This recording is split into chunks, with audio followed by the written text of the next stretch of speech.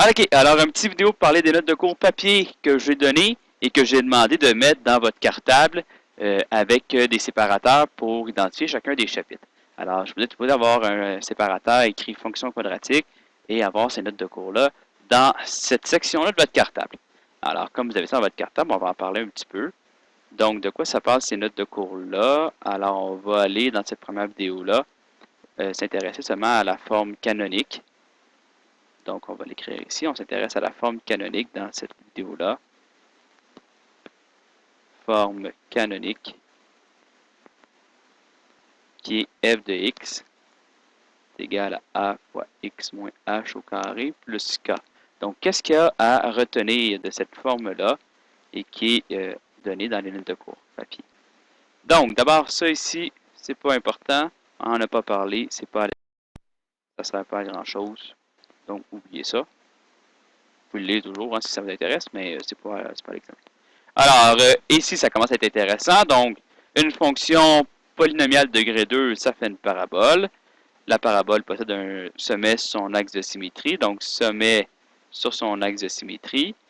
Si on a vu ça dans la vidéo, là, dans les vidéos que j'ai faites là-dessus.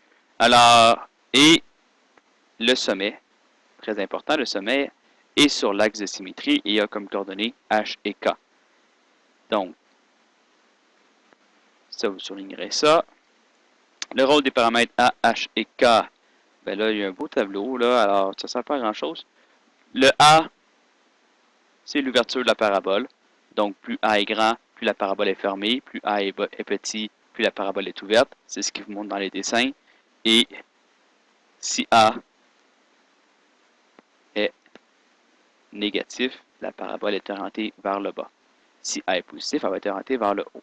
Donc, on a vu ça dans la vidéo qui parlait du paramètre A. Sinon, H et K, ce sont les coordonnées. H et K correspondent aux coordonnées. Vous soulignerez ça, la parabole. Et voilà. Ben, c'était encore plus clair dans le dessin en haut. Parce que là, on voyait vraiment que le sommet, c'était H et K. Alors, ça, c'est pour ça. Alors, ici, après ça, A et K est le nombre de zéros. Donc, j'ai fait une vidéo presque juste là-dessus. Donc, c'est super important. Alors, si K vaut 0, il y a un seul 0 parce que le sommet est sur l'axe déjà des X. Si A et K sont de signes contraires, comme dans ce cas-ci et ce cas-ci, ben, il y a 2 zéros. Et si A et K sont de même signe, si A et K sont de même signe, il n'y a aucun zéro. Donc, une fonction quadratique peut avoir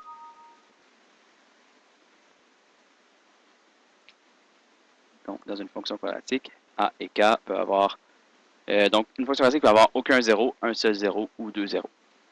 Alors, super important. Prenez là ce que les trucs qu'il faut pour vous en souvenir, mais c'est ultra important. On se rappelle aussi qu'il y a deux zéros pour les calculer avec la forme canonique. C'est quand on veut faire la racine carrée pour faire plus ou moins. On obtient des valeurs des deux zéros. Le tracé du graphique à l'aide des paramètres A, H et K. Alors, il y a un beau tableau pour ça qui va encore plus loin que ce que moi je vous demande. Moi, ce que je vous demande, c'est quand vous me tracez une esquisse graphique. Ça se fait en deux étapes. Première étape, situer le sommet. Situer le sommet, donc vous écrirez ça en dessous, là, qui est HK. Et deuxième étape, est-ce que c'est orienté vers le haut ou vers le bas? Et ça, c'est le signe du paramètre A qui détermine ça. Et une fois que vous avez su votre sommet, vous l'avez orienté vers le haut ou vers le bas, vous avez une esquisse. Et c'est suffisant pour être capable de bien comprendre le problème à l'aide du dessin. Les propriétés des fonctions, alors ça, vous mettrez une petite étoile là-dessus, ça résume bien la forme canonique de la parabole. Donc, vous lirez là comment, en fait, c'est un exemple, comment trouver le domaine, l'image, l'ordonnée à l'origine, tous des trucs dont on a déjà parlé ensemble, mais ça fait un beau petit résumé. Et ça, la résolution de l'équation, on va voir ça, mais ça, c'est dans notre prochain chapitre. Alors, ça ici, ça correspond à notre chapitre 4. Donc, on n'en parle pas maintenant. On en parlera plus tard. Alors ça, vous allez pouvoir... Mettez pas un X dessus parce qu'on a besoin plus tard, là, mais c'est plus tard. On n'en parle pas maintenant. Et puis voilà, donc ça fait le tour des notes de cours que vous avez pour la première section du chapitre sur les fonctions quadratiques.